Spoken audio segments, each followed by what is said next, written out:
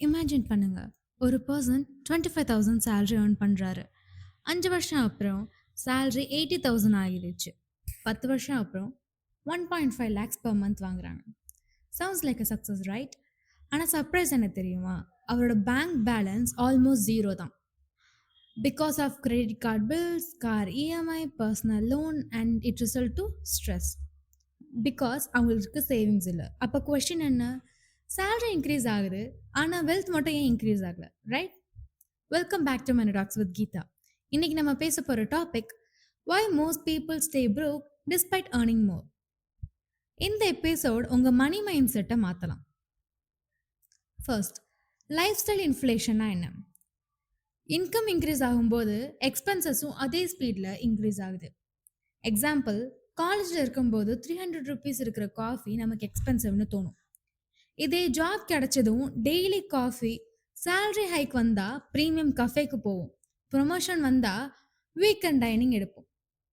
அடுத்த இன்க்ரிமெண்ட்டில் ஃபாரின் ட்ரிப்போட இஎம்ஐயும் ஆட் ஆன் ஆகும்.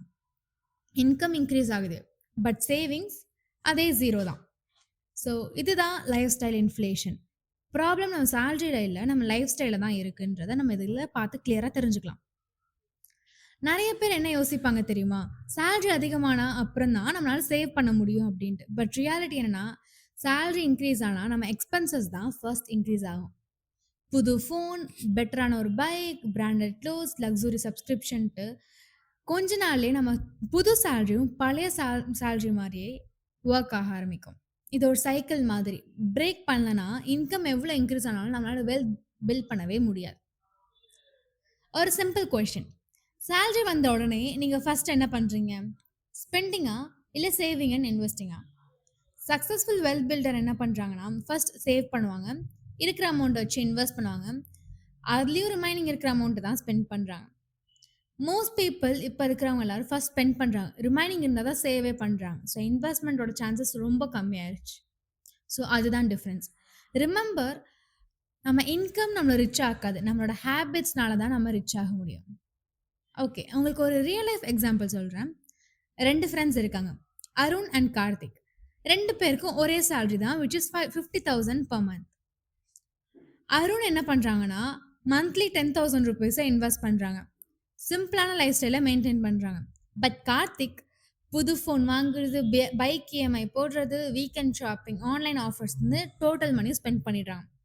5 வருஷம் அப்புறமா சேலரி 2 பேருக்குமே இன்க்ரீஸ் ஆகுது. ஆனால் அருண் கிட்ட இன்வெஸ்ட்மெண்ட் இருக்குது, எமர்ஜென்சி ஃபண்ட். ஸோ இது எல்லாத்தினாலையும் அவரோட மைண்ட் ரொம்ப பீஸாக இருக்குது. இதே கார்த்திக் கிட்ட இஎம்ஐ, லோன், ஸ்ட்ரெஸ் மட்டும்தான் இருக்குது. ஸோ டிஃப்ரென்ஸ் நம்ம சேலரியில் தான் இல்லை, அவங்களோட ஃபைனான்ஷியல் ஹேபிட்ஸில் தான் இருக்குது. எப்படி இந்த ட்ராப்லேருந்து நம்ம எஸ்கேப் ஆகுது? நம்பர் 1, சேலரி இன்க்ரீஸ் ஆனால் ஃபுல் அமௌண்ட்டும் ஸ்பெண்ட் பண்ணாதீங்க. அட்லீஸ்ட் ஹாஃப் ரைஸை சேவ் பண்ணுங்கள். ஃபார் எக்ஸாம்பிள், உங்களுக்கு 10,000 ருபீஸ் இன்க்ரிமெண்ட் ஆயிருக்கு, 5,000 ருபீஸை இன்வெஸ்ட் பண்ணுங்கள், ரிமைனிங்கை நீங்கள் யூஸ் பண்ணிக்கோங்க. லைஃப் ஸ்டைலை இம்ப்ரூவ் பண்ணுங்கள், பட் ஆனால் ஸ்லோவாக பண்ணுங்கள். பிகாஸ் நம்ம இருக்கிற எல்லா ட்ரெண்டையும் ஃபாலோ பண்ணுன்ற அவசியம் நம்மளுக்கு கிடையாது. நம்பர் 3, சேலரி வந்த உடனே இன்வெஸ்ட்மெண்ட் ஆட்டோமேட்டிக் ஆகுற மாதிரி எஸ்ஐபியை செட் பண்ணிக்கோங்க. ஸோ மணி ஃபர்ஸ்ட் வந்த உடனே நம்ம இன்வெஸ்ட் தான் பண்ணுவோம், ஸ்பெண்ட் பண்ணுற சான்ஸ் நம்மளுக்கு கம்மியாயிடும். Number 4, impulse shopping. இம்பல்ஸ் ஷாப்பிங்க்கு 24 hour ரூல்ஸை யூஸ் பண்ண கற்றுக்கோங்க. இன்றைக்கி வேணும்னு தோணும், அதே நம்ம 24 hours கழித்து பார்த்தா அது நம்மளுக்கு வேணான்னு தோன்றதுக்கான சான்சஸ் ரொம்ப அதிகமாக இருக்குது. ஸோ மோஸ்ட் ஆஃப் த பர்ச்சேஸை நம்ம ஸ்டாப் பண்ணிக்கலாம். நம்பர் 5, ஒரு கொஷின் உங்களுக்கு எப்போவுமே கேட்டுக்கோங்க. இப்போ நான் இதை வாங்குறது எனக்கு ஒரு அசட்டாக இருக்குமா இல்லை ஒரு லைபிலிட்டியாக இருக்குமா அப்படின்றத கேட்டுக்கோங்க. இந்த ஒன் கொஷின் அவங்களோட மோஸ்ட் ஆஃப் த ஸ்பெண்டிங்கை ஸ்டாப் பண்ணுறதுக்கான சான்சஸ் இருக்குது, இல்லை சேஞ்ச் பண்ணுறதுக்கான சான்சஸ் அதிகமாகவே இருக்குது. ரிச் பீப்புள் எக்ஸ்பென்சிவ் திங்ஸ் வாங்குறதுனால அவங்க ரிச்லாம் கிடையாது, அவங்க மணி மேனேஜ்மெண்ட்னால தான் அவங்க ரிச்சாக இருக்காங்க.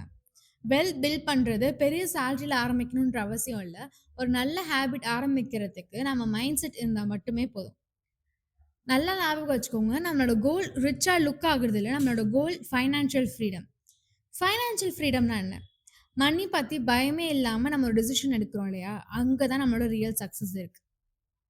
இந்த எபிசோட் உங்கள் மைண்ட் செட்டை கொஞ்சமாவது மாற்றிருந்தா, ஸ்பாட்டிஃபைல மனி டாக்ஸ் வித் கீதா பாட்காஸ்ட்டை ஃபாலோ பண்ணுங்கள். உங்களோட friends, colleagues, siblings salary earn பண்ண ஆரம்பிச்சவங்க யாரா இருந்தாலும் இந்த எபிசோட ஷேர் பண்ணுங்க.